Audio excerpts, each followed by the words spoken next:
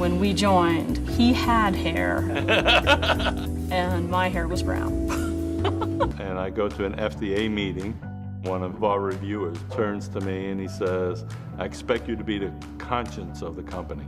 And I now understand a little bit better what my role at the company is. It's about creating the culture of which we do the right things the right way at the right time. He tells it like it is, and he tells it like he sees it. He came in with really valuable information and knowledge and brought a level of maturity to the quality systems here. When I first came here, we made some very on-purpose decisions about how do we bring core capabilities around manufacturing. That allows us to control our own destiny. Robert was responsible for literally creating the technical operations organization.